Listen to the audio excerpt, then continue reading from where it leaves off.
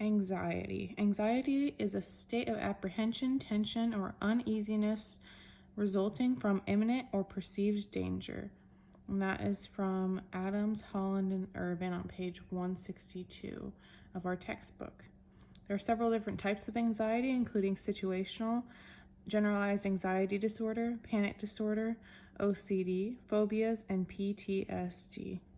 Etiology of anxiety: it is caused by an interaction of biophysical factors, stressful, traumatic situations, and you can see clinical symptoms of anxiety in patients. Risk factors for anxiety include trauma, stress, drugs or alcohol use, stressful/traumatic childhood events, a family history of mental illness or anxiety. All these things can lead to anxiety in childhood, adulthood, for the rest of your life. Signs and symptoms of anxiety include fatigue, being restless or on edge, difficulty concentrating, being irritable, having muscle tension, worries, sleep patterns are unusual or disturbed, which is why I drew a little guy sleeping, and difficulty concentrating. The nurse might find the patient unable to focus, restless, with a disorganized thought process, poor impulse control, or hyperactivity. Anxiety can present in a lot of different ways. Historically, I thought this was very interesting. I found Freud's theory, which I really like him as a theorist. He thought of anxiety as accumulating libido. Libido is sex drive.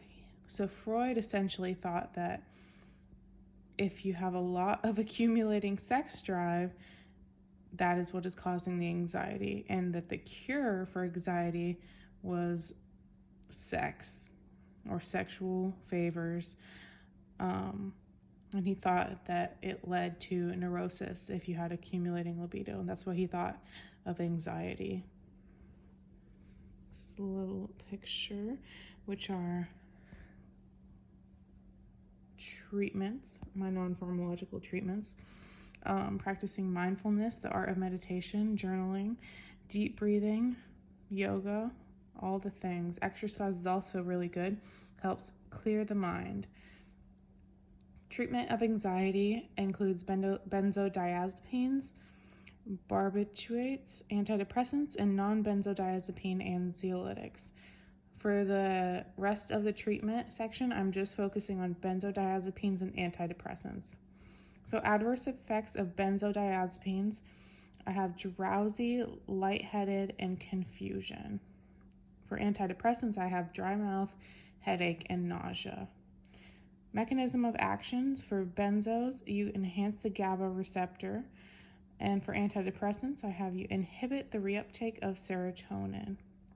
The nurse should monitor vital signs and respiratory rate, especially with benzodiazepines, since they slow your system and essentially make you more in a sedative state to calm your anxiety.